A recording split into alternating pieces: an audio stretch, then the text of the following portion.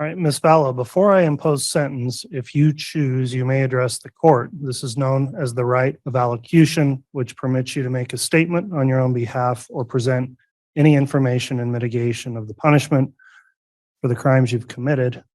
And let me inquire at this time, do you wish to address this court? All right, very well. You may make your statement.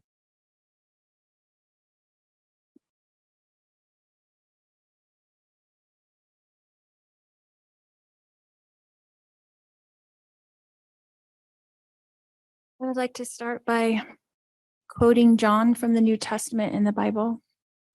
In John chapter 8, verse 7, Jesus says, "He that is without sin among you, let him first cast a stone at her."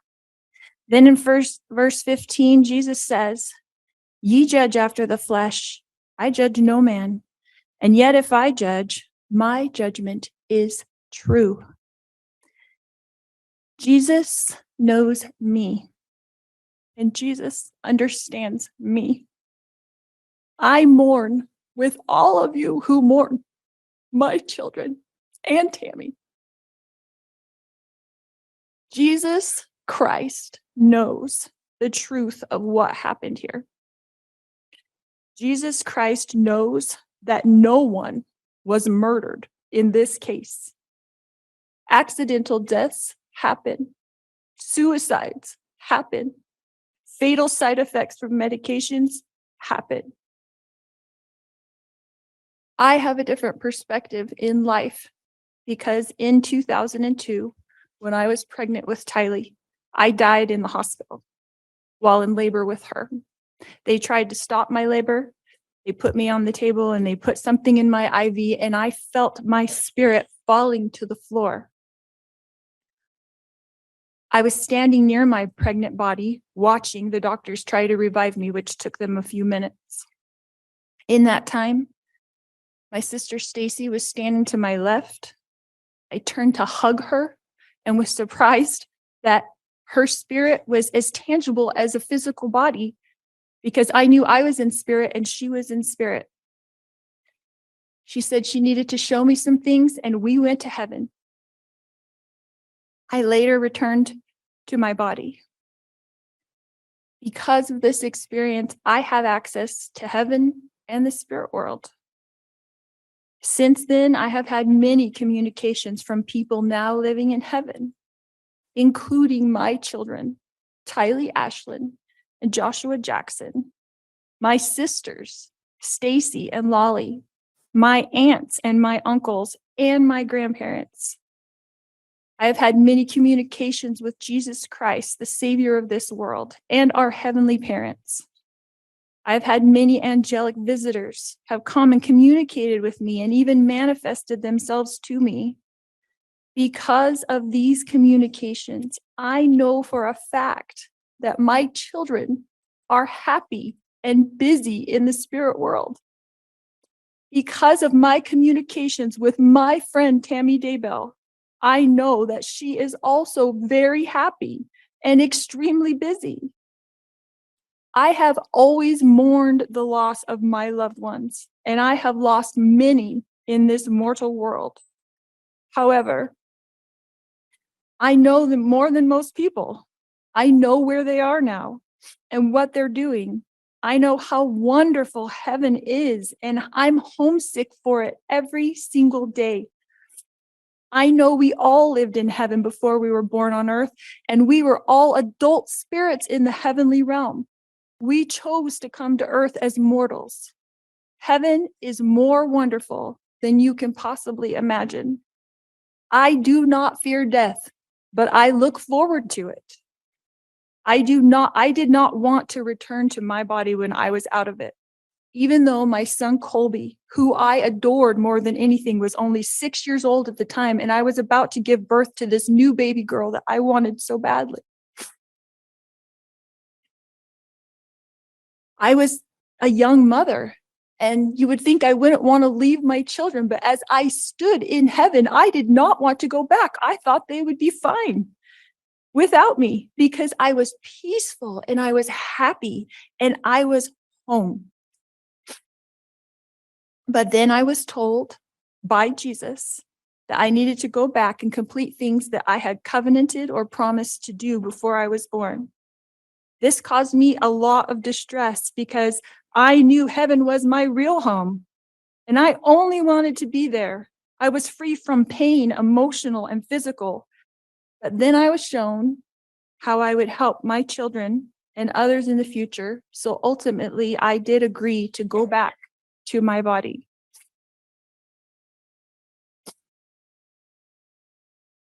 Tylee has visited me. She is happy and very busy. Tylee is free now from all the pains of her life. Tylee suffered horrible physical pain her whole life. I sat with Tylee in the hospital year after year after year while she screamed in pain when the morphine wasn't even enough to take away the pain of her pancreatitis.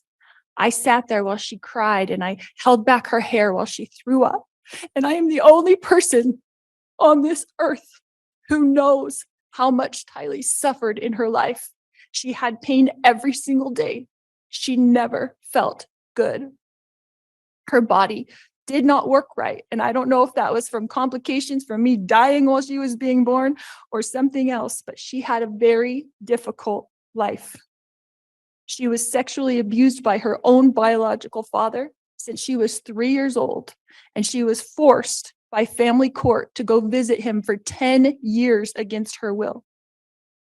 I fought for her in court. I protected her. I tried to protect her with my whole life. I tried to protect her.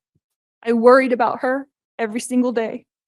Tylee had to get her GED because she couldn't go to school every day because she never felt good. She felt sick. Nobody knows this because Tylee, like myself, tries to put on a good front, tries to be a happy person, tries to have hope in life, tries to know that she's here for a purpose and that she has an eternal purpose to be on this earth. But I never stopped worrying about her. One of the times that Tylee came to me as a spirit after she died, she commanded me and she said to me, "Stop worrying, Mom. We are fine." She knows how I worry and how I miss her. The first time JJ visited me after he passed away, he put his arm around me and he said to me, "You didn't do anything wrong, Mom. I love you. And I know you loved me every minute of my life." JJ, Joshua Jackson, was an adult spirit. And he was very, very tall when he put his arm around me. He is busy. He is engaged. He has jobs that he does there. And he is happy where he is. His life was short, but JJ's life was meaningful. JJ was a wonderful person and touched the lives of everyone. And I adored him every minute of his life. My eternal friend, Tammy Daybell, has visited me on several occasions. She came to bring me peace and comfort. And I know that she is extremely busy helping her family, especially her children and grandchildren. And I have a great love for Tammy.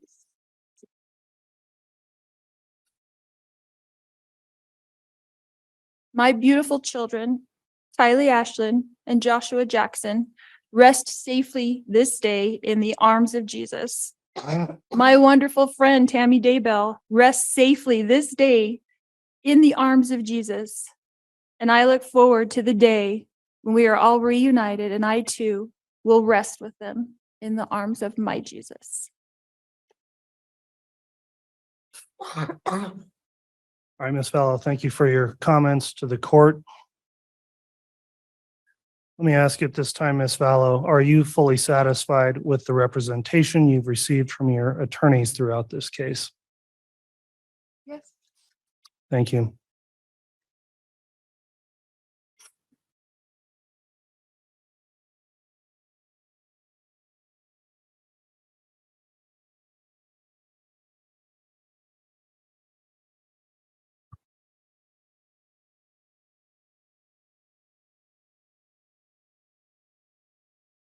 All right, the court will conclude then with my own review of the matter and then pronounce sentence. Ms. Vallow, based on the jury's verdict of guilty in this case, it is the judgment of this court that you're guilty of the following counts of the amended indictment. Count 1, conspiracy to commit first-degree murder of Tylee Ryan and grand theft by deception. Count 2, first-degree murder of Tylee Ryan. Count 3, conspiracy to commit first-degree murder of Joshua Jackson Vallow and grand theft by deception. Count 4, first-degree murder of Joshua Jackson Vallow. Count 5, conspiracy to commit first-degree murder of Tammy Daybell. And count 7, grand theft. Carefully reviewed the record of this case, beginning with your prior criminal history. Very notably, you're 50 years old. These are the first criminal convictions you've ever had. I will note, however, in addition to these convictions, you have 2 additional conspiracy to commit first-degree murder cases pending in Arizona. And it's somewhat incredible in this case that saying you've gone from no criminal history in your life, now having been convicted of 2 counts of first-degree murder, 3 counts of conspiracy to commit first-degree murder, and you continue to face more additional counts of conspiracy to commit first-degree murder in another state. I've looked at the recommendations in the pre-sentence investigation report. It ultimately recommends a prison sentence stating, quote, incarceration under the custody of the Idaho Board of Correction. Normally, the court would have some additional information to rely on in fashioning its sentence, including the benefit of recommendations based on a gain evaluation, substance abuse report, mental health review, other reports. However, you elected not to cooperate with the pre-sentence investigation. As I would note on page 23 of the pre-sentence investigation report, it states, quote, Lori Vallow Daybell intends to remain silent during the pre-sentence investigation process. She has the packet, but does not intend to answer any questions of evaluators or investigators. Quote, no attempts were made to complete the court-ordered screenings due to her refusal. I'm advising you that that was your choice to not cooperate in the pre-sentence investigation, but it left me without some additional information that potentially could have been mitigating in your case. And as I proceed with the sentencing, I'll note those deficiencies in the information I normally would have in a pre-sentence investigation report. As has been mentioned by both sides here, the court has to consider certain sentencing objectives when I sentence somebody, and these are set out in cases including State versus Hill, which is a Court of Appeals case 103 Idaho 565, and it's been adopted by our Supreme Court as well. And I have to consider for main objectives, number 1, the protection of society, which is the primary objective. 2, deterrence of the individual and public generally. 3, possibility of rehabilitation. And 4, punishment or retribution for wrongdoing. That case states, moreover, it's clear as a matter of policy in Idaho, the primary consideration is the good order and protection of society. All other factors must be subservient to that end. I've also reviewed and considered the criteria set forth in an Idaho statute 1925-21 on the question of whether or not you should be confined to prison and to what extent. That statute sets out a variety of factors I have to consider in weighing whether a long prison term here would be appropriate. Some of the attorneys cited already to some of the provisions of that statute, and again, it talks about the primary consideration of the protection of society, and also talks about the impact on the victim, the possibility of risk reduction through rehabilitation, and deterrence are also to be considered. There are some factors laid out in that statute that are not necessarily controlling, but weigh in favor against either imprisonment, or in this case where imprisonment's required, an extensive imprisonment term. Some of those factors under Part 2 of this statute is the defendant's criminal conduct neither caused nor threatened harm, which is clearly not the case here. that the defendant did not contemplate the conduct would cause or threaten harm. Again, that would not apply here. The defendant's criminogenic needs indicate the defendant will benefit from supervision and treatment in the community. That's unavailable, as community treatment can't occur with a minimum prison sentence required here. Another factor, were there substantial grounds tending to excuse or justify the defendant's criminal conduct, though failing to establish a defense? I don't find those apply given the facts of this case. Other factors, the victim of the defendant's criminal conduct induced or facilitated the commission of the crime. That did not occur here. Another part talks about compensation, which I don't find would be appropriate here other than on the grand theft charge.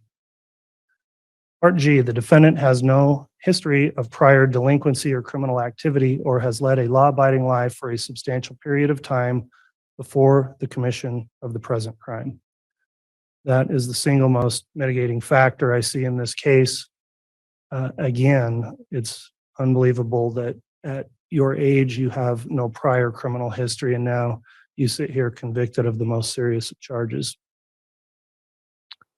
I also have to consider whether the criminal conduct was the result of circumstances unlikely to recur.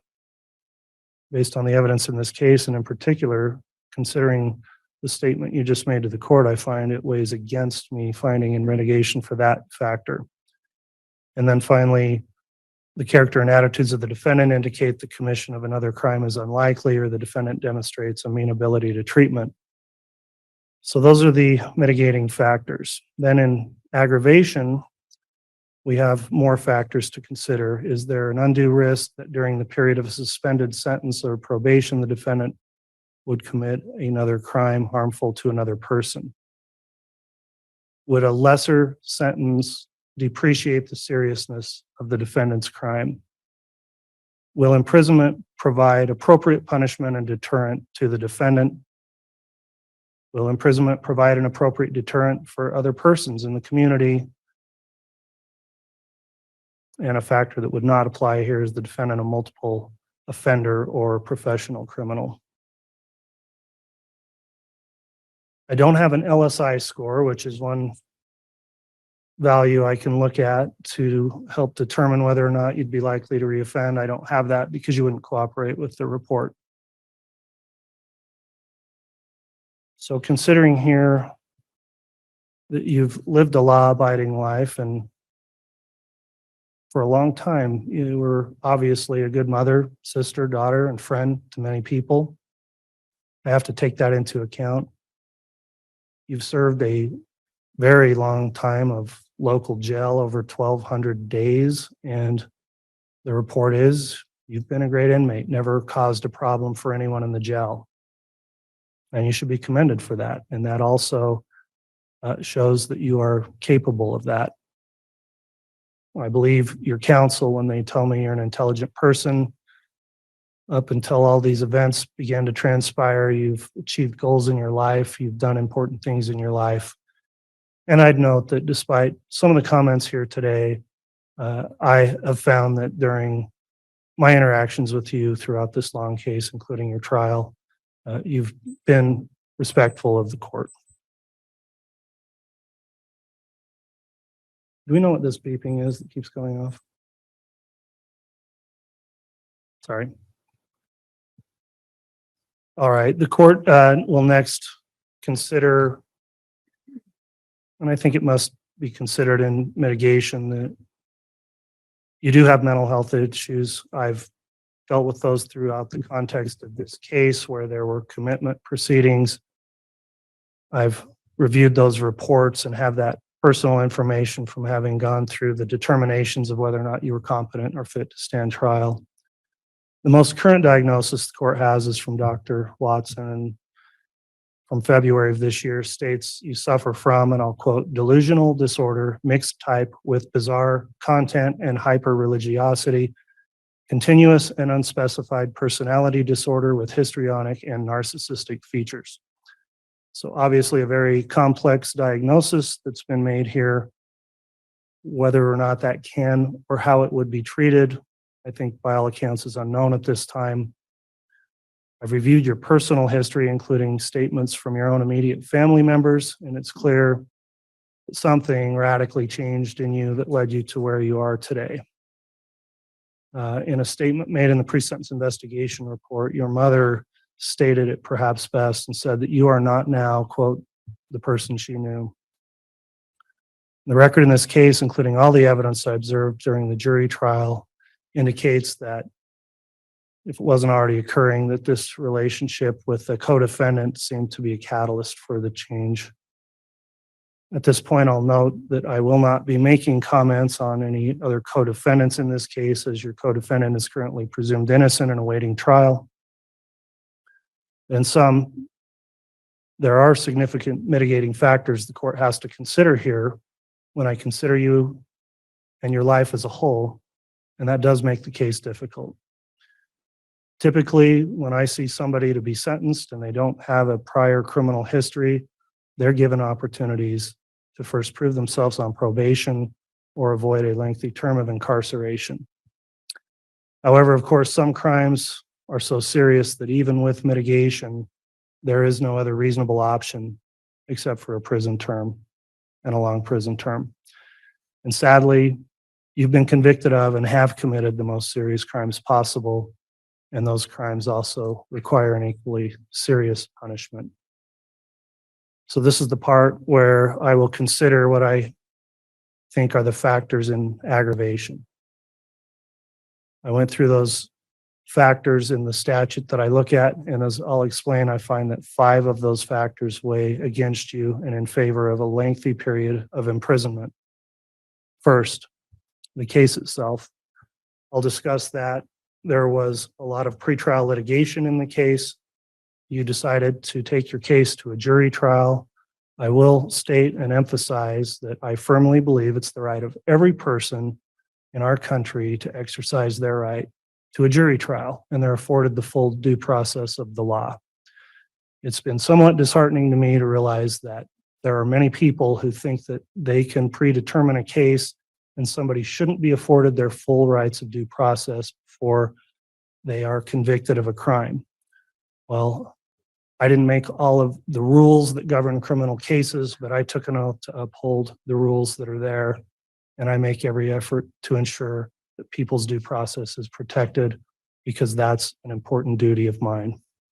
Everyone has a right to be presumed innocent, and everyone in a criminal case does have a right to a jury trial. Sometimes I feel like maybe too many cases settle, and there should be more trials because it's a right people are entitled to exercise. You exercise that right, and I in no way hold it against you that you decided to have your case determined by a jury. That's your right, and it does not impact or influence my decision in sentencing. Before trial, I did not delve into all of the evidence or facts of this case and only address those when necessary to make rulings on motions, because I wanted to keep objective through the proceedings and remain impartial. You were afforded all of your due process in this case, and ultimately, after presentation of the evidence, a jury did find you guilty on all counts. I bring that up now because when there is a trial, I learn and see all of the facts along with the jurors. And that's a different scenario than when someone enters a plea and I'm only allowing argument in a sentencing and not sitting through the evidence as I did here. Having considered all of the evidence that I saw at trial along with the jurors, it's been a difficult task for me to narrow down and articulate all of the aggravating factors, because really there are so many here. Murder is the most serious offense. And the most unimaginable type of murder is to have a mother murdering her own children, and that's exactly what you did. You were involved in and guilty of conspiring to murder another group of children's mother, Tammy Daybell, who had children of her own. And despite the jury convicting you with overwhelming evidence, you still sit here before the court today and said you didn't do it. You came here to East Idaho, where I've spent my life, and moved here from another place already with plans in progress to make your children disappear. The evidence bore that out at trial. You removed your children from their home in Arizona, alienated them from friends and family, got rid of JJ's service dog. You moved to Rexburg, a community where you could find 1,000 random families to take your children, and you brought them here to murder them. You had so many other options. You could have gotten divorced. You could have found someone to take care of those kids. But as the state was able to prove at trial, you chose the most evil and destructive path possible. You killed those children, according to the state's theory, and I believe it, to remove them as obstacles and to profit financially. You justified all of this by going down a bizarre religious rabbit hole, and clearly you are still down there. While you were enjoying your new life in Hawaii, countless law enforcement officers, family members, and volunteers were searching for your children. And I don't think to this day you have any remorse for the effort and heartache you caused for others who looked for your children when you knew where they were and knew they were dead. They were found dead, burned, mutilated, and dismembered, and buried like animals. After you knew they were dead, you collected public funded assistance payments meant for them, and that was blood money you kept for yourself. And that's the grand theft charge you've been convicted of. Your sister, your son talked to you, begged with you while you were in the jail during phone calls I heard at trial. And those were very sad and difficult calls to hear. And you didn't provide any assistance or comfort to them.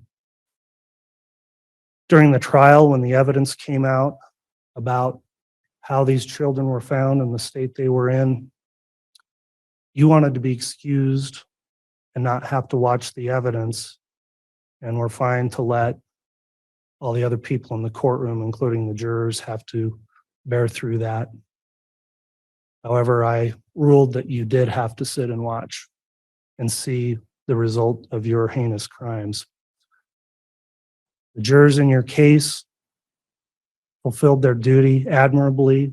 All 18 jurors we had, because we had alternates, went through the entire trial and faithfully fulfilled all their obligations and all the instructions. So we were able to get impartial jurors who weren't already tainted by pretrial publicity to decide your case. And I do thank the jurors publicly for the service they rendered. Those jurors I noted during the trial were very good at keeping their emotions in check and keeping stone-faced, as they're supposed to do, and be objective until the case is done and submitted. However, I did note at certain times during the trial, such as when there were videos and pictures shown of you in Hawaii at this time frame when JJ and Tylee were lying in shallow graves, the disgust on the faces of those jurors was evident, and shocking revelations about what happened here just kept coming through the trial. The crime scene was a horrific thing to have to review, and there's images that I will never get out of my mind, and I'm just looking at the pictures. Law enforcement officers who had to deal with the aftermath of what you did, I'm sure were traumatized, and I know it was traumatic as well for the jurors who had to sit through and see the photographs of these dead and mutilated and buried children.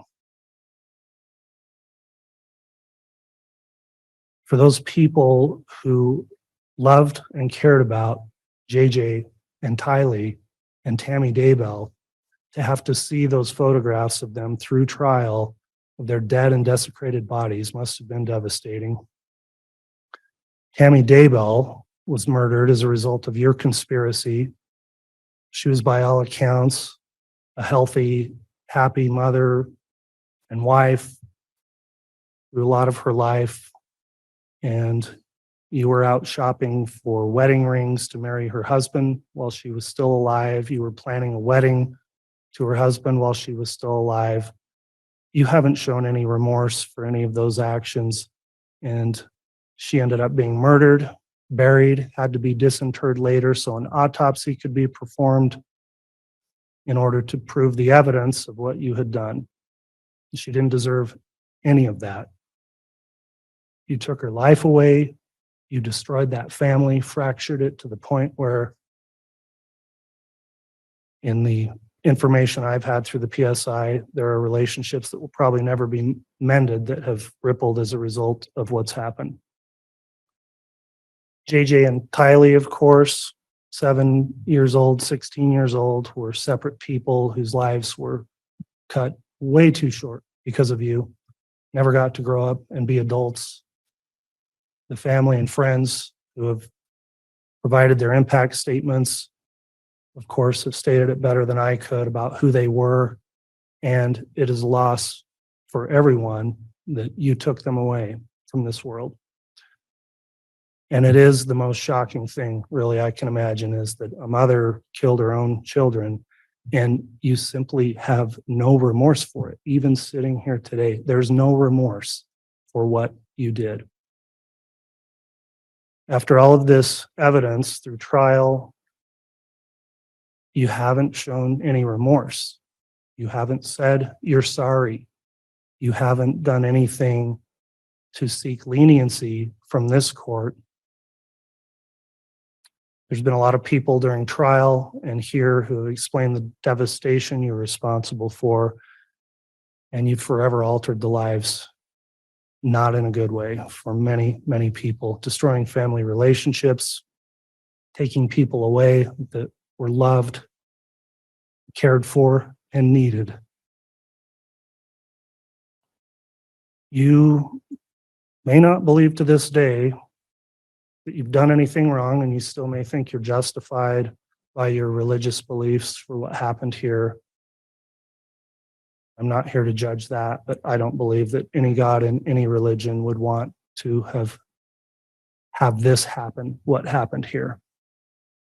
And your crimes are heinous and egregious, and that alone can constitute a major aggravating factor that requires me to impose a serious length of incarceration.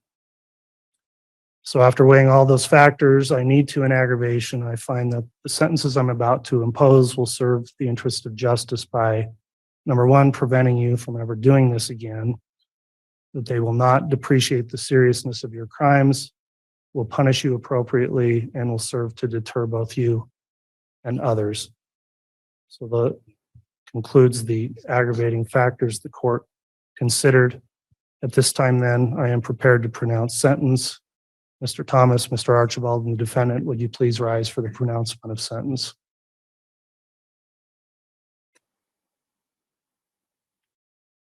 Based on all the relevant circumstances, including the evidence and recommendations presented in court today, it's the judgment of this court. Ms. Vallow, you'll be sentenced as follows. I'll first note I'm going to take up the counts out of order as I want to address the substantive murder sentences first. So on count 2, the charge you were convicted of, the first-degree murder of Tylee Ryan, you are sentenced to the custody of the State Board of Corrections to serve the maximum allowed sentence of fixed determinate term of life imprisonment with no possibility of parole. On count 4, the charge of the first-degree murder of Joshua Jackson Vallow, you are sentenced to the custody of the State Board of Corrections to serve the maximum allowed sentence, a fixed determinate life imprisonment sentence with no possibility of parole. I'll next address the 3 conspiracy counts you've been convicted of. Note under Idaho Code 18-1701, the punishment for those crimes is the same as the underlying offenses you combined to commit. The offenses you combined to commit was first-degree murder, so those may be punishable also by imprisonment for life.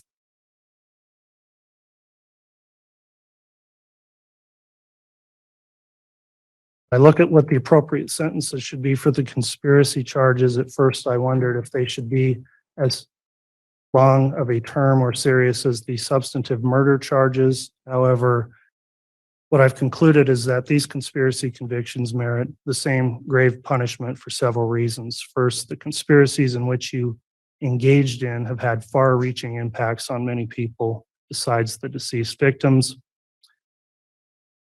And with what the court's heard, I am convinced that the conspiracy charges also merit the same serious sentence. So on count one, the conspiracy to commit first-degree murder of Tylee Ryan and grand theft by deception, sentenced to the custody of the State Board of Corrections to serve the maximum allowed sentence, a fixed determinate term of life imprisonment with no possibility of parole.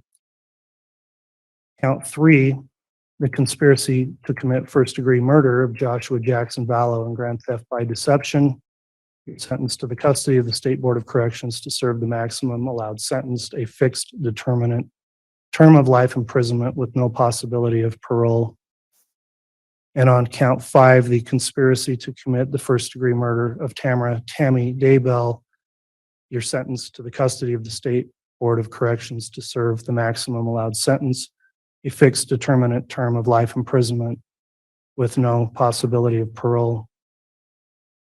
Finally, the court will address count seven, which is the charge of grand theft. On that charge, court is going to sentence you to a fixed determinate term of 5 years of prison, followed by an indeterminate term of 5 years of prison for a total 10-year term of imprisonment on the grand theft. Court will next consider whether sentences should be imposed consecutively or concurrently. I generally don't, I'm a pragmatic person, and I've struggled with the point of a consecutive sentence when in Idaho, a life sentence is just that, a life sentence without parole. And I've thought it through. However, when I looked at this case and the more I thought about it, I've determined that because there are three separate murders with three separate victims that occurred at three separate times, then running counts concurrently would not serve the interests of justice, because those crimes all need to be taken into account separately and distinctly and individually. And you need to be held accountable separately for each of the three murders. So on those counts, the court will run consecutively the count two murder of Tylee Ryan, consecutive to count four, the murder of Joshua Jackson Vallow, and count five will run consecutive to count 2 and 4, the conspiracy to commit first-degree murder of Tammy Daybell. So 3 consecutive life terms of prison. The remaining counts will be concurrent to the counts that are consecutive. The court will impose fines as requested by the state in the amount of $25,000 for all counts except the grand theft. On the grand theft, the fine will be in the amount of $1,000. The court will assess the civil penalty that was requested, and I find it's appropriate under Idaho Code 195307 of $5,000 per victim on each of the 3 victims as a civil penalty. And then finally, the restitution, which was requested by the state. Mr. Wood, if you could reiterate that number, $22,000 of what the restitution term is. And I want to inquire if there's any other restitution being sought by the state. Thank you, Your Honor. I believe I said $22,545. And the state would ask for an additional 30 days to submit any further restitution for the victims, living victims who have been deemed as such by this court. The court will assess that restitution on the grand theft charge of $22,545 as shown through the evidence at trial. And the court will allow 30 days for additional restitution requests, but that will be waived if it's not submitted timely.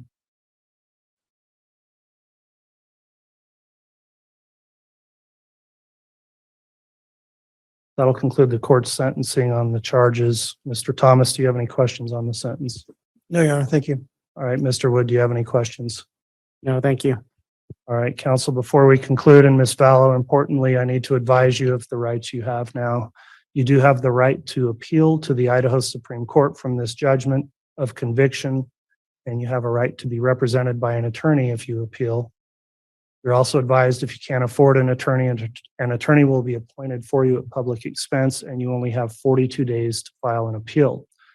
You also have the right to seek relief from my judgment under Idaho Criminal Rule 35. You have 120 days to file that motion if you believe a correction or reduction of this sentence is appropriate because it was either illegal or too harsh. And finally, you may also have rights to seek relief under the Idaho Uniform Post-Conviction Relief Act. Those actions have to be filed within 1 year from the day your right to appeal expires. Do you understand those appellate rights? All right, she acknowledged yes. The defendant will be required to submit DNA samples upon remand to the Idaho Department of Corrections. I'll ask the attorneys to please turn in any copies of the pre-sentence investigation reports or addenda so those can be kept in confidence and additional copies will be destroyed. And Ms. Vallow Daybell, you are hereby remanded to the custody of the Sheriff of Fremont County to be delivered to the proper authorities of the Idaho Department of Corrections for execution of this sentence. Thank you, ladies and gentlemen. That'll conclude our sentencing hearing.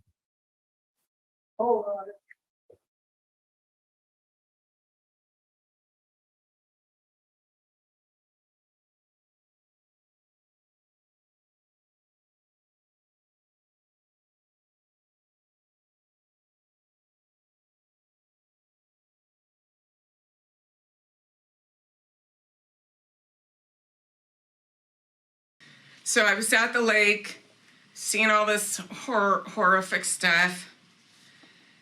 I saw something called, oh, I don't even know if it's called a Spitfire. I just feel like calling it that thing where you roast pigs in a fire. So I saw something there.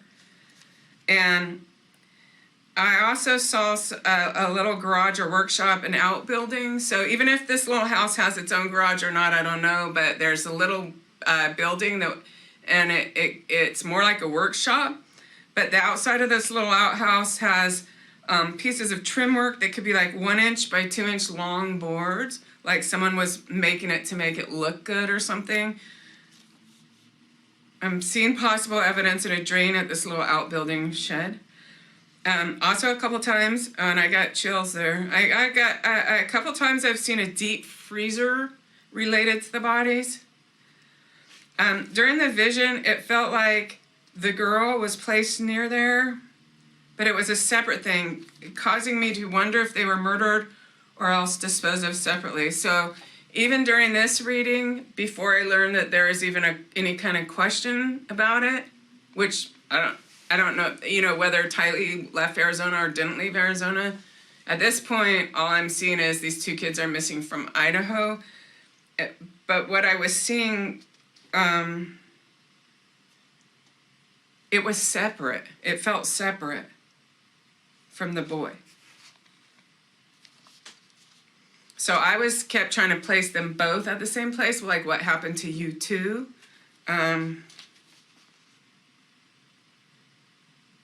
So I don't even want to talk about the method of deaths because it's gross and really doesn't matter if they don't find any bodies. You know, and obviously I hope she's alive. I would love to be wrong.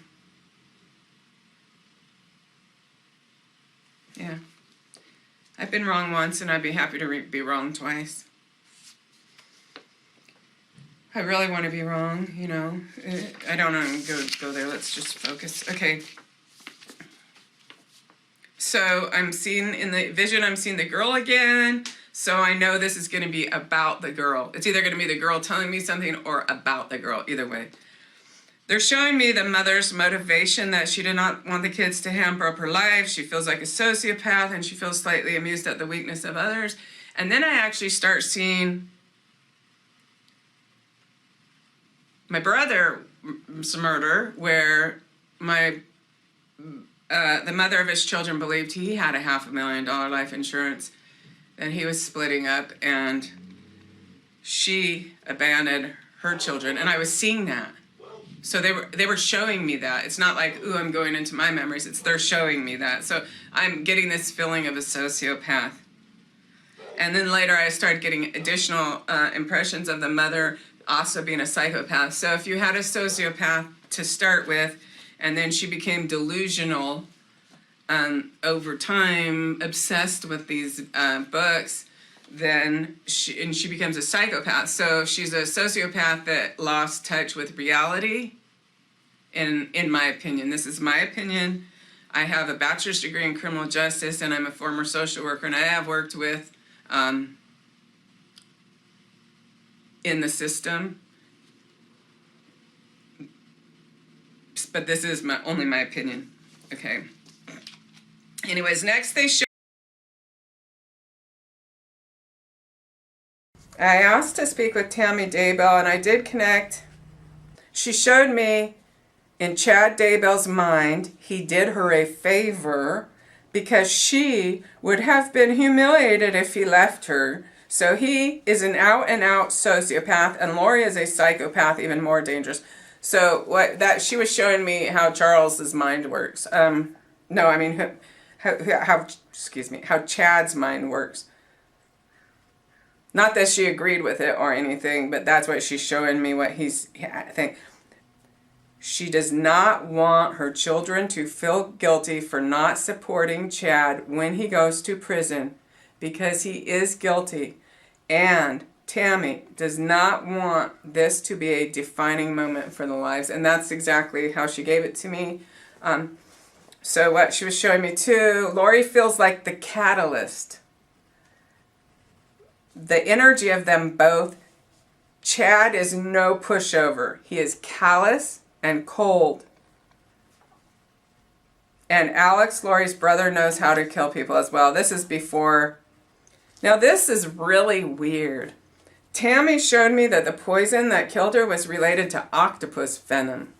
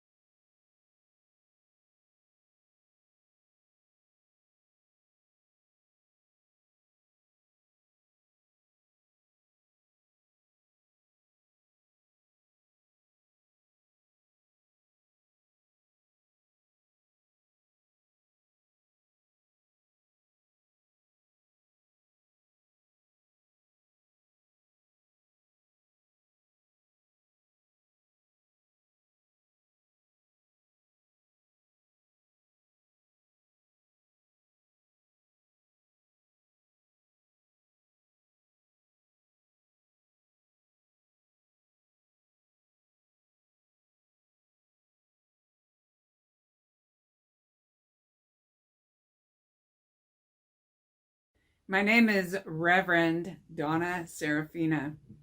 I am a legally ordained spiritualist reverend. When it comes to unsolved murders, I am definitely the psychic you would want to use.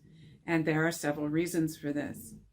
Aside from the fact that I'm incredibly accurate and detailed, as evidenced in the Idaho case, I've put a lot of time and work into developing my gifts. So I have spent many hours and quite a bit of money studying with some of the world's top psychics. After the death of my daughter in 2011, I decided to commit my life to exploring the world beyond our senses. And one of the missions that I decided would give meaning to my life is to show other people that their loved ones still exist.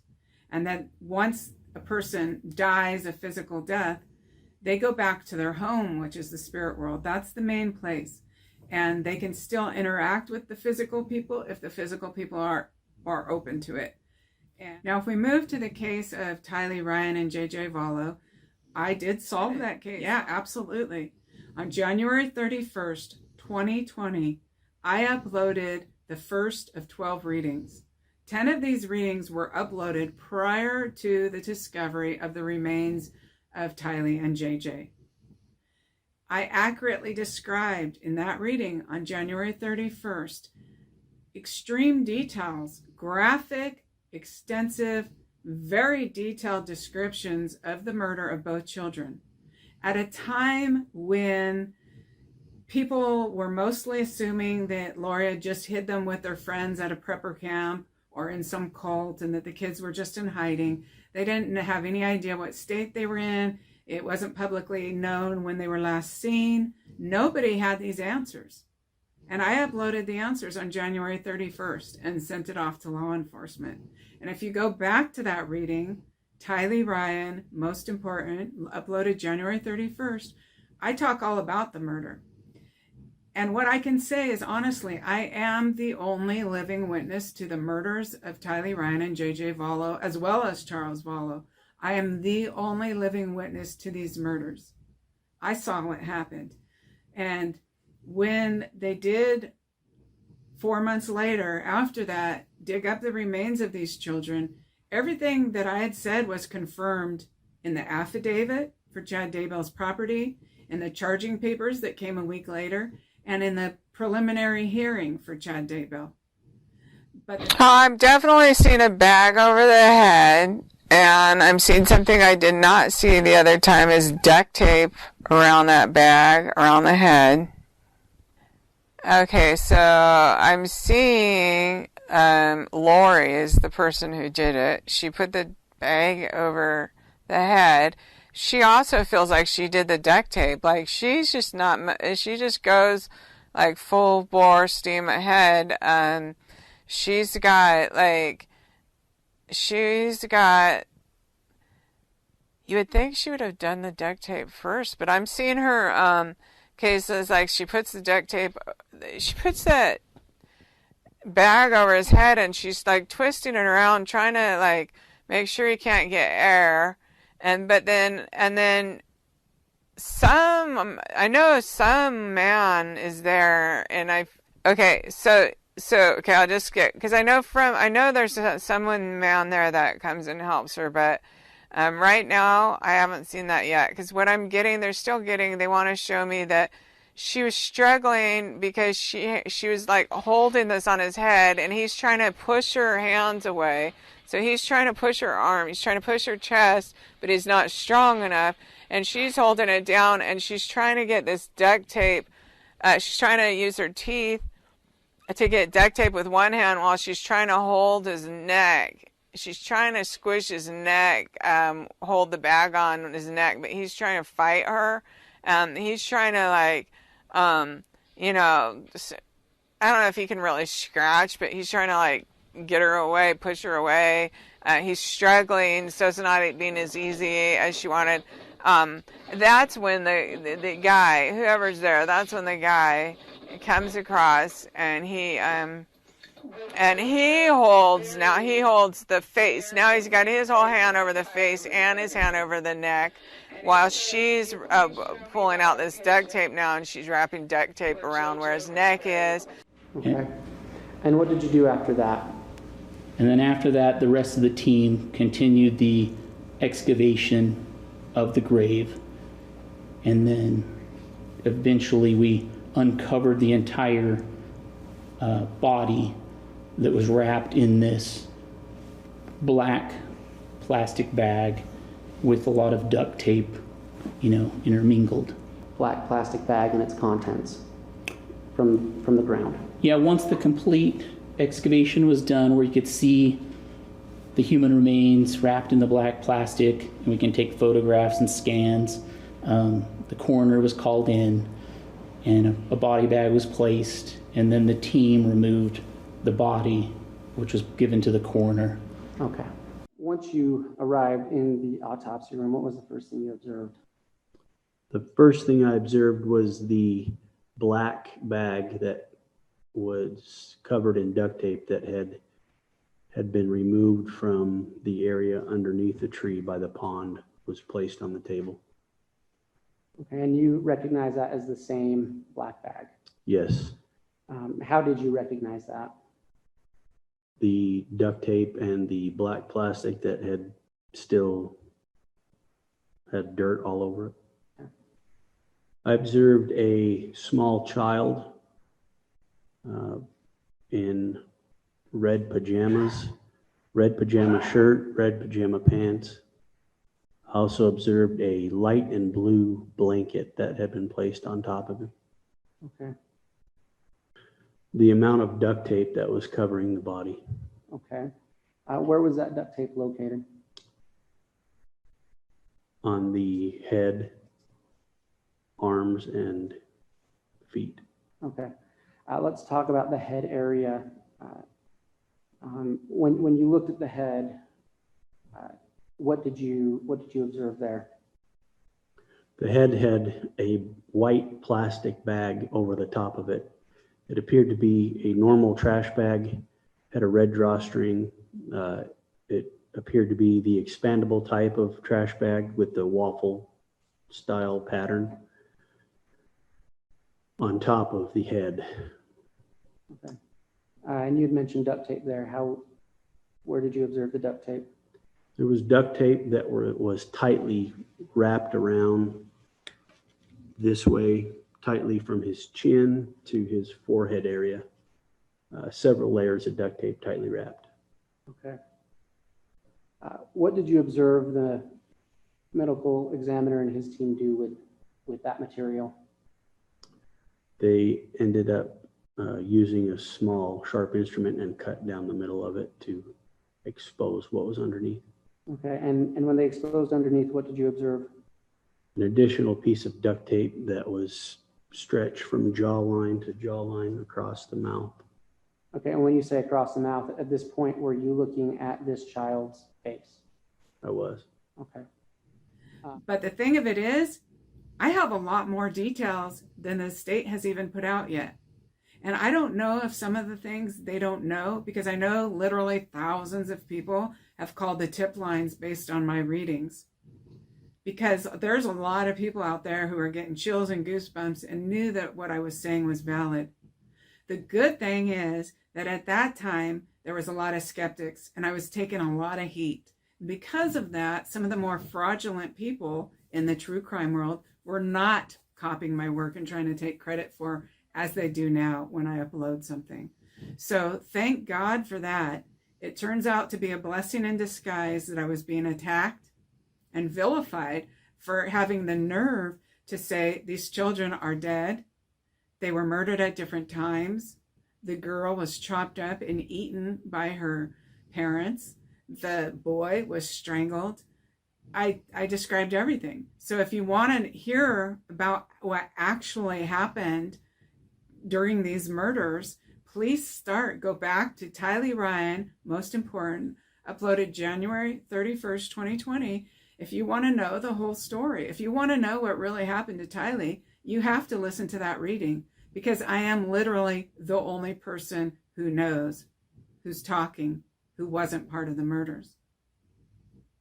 I hope you'll join us in the coming weeks as we go back through this case with a fine-tooth comb and we put out information that nobody else has.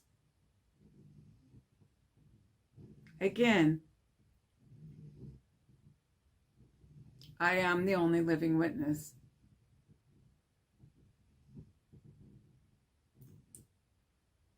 So, sickening as it is, I proved a lot. And one really neat thing that I proved to people was the existence of the spirit world.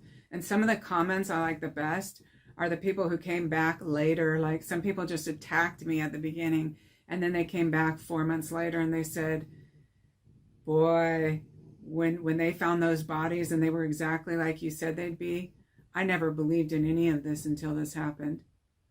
And those comments mean the most to me, because that's the mission I accepted in 2014 as near and dear to my heart, that one of the strongest mediums in the world came up to me and he told me that if we could prove the existence of the world beyond the physical body, then a lot of the other problems in the world would just work themselves out.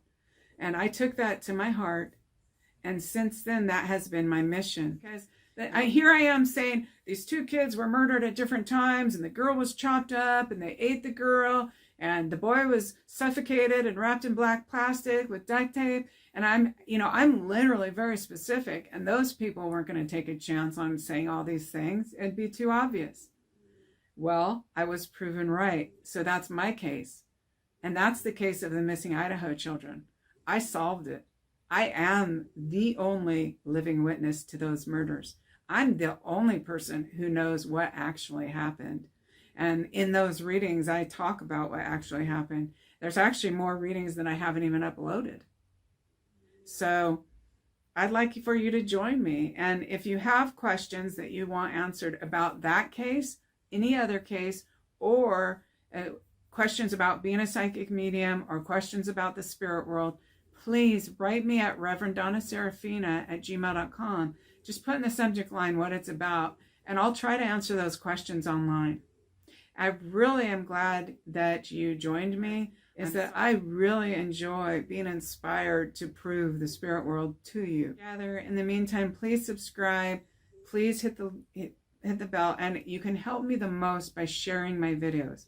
Share them across social media, send them by email to people. If you know of people who are interested in readings, please share my channel with them. And then we can get back to business of proving the afterlife. And with that, I just want to thank you for subscribing to my channel.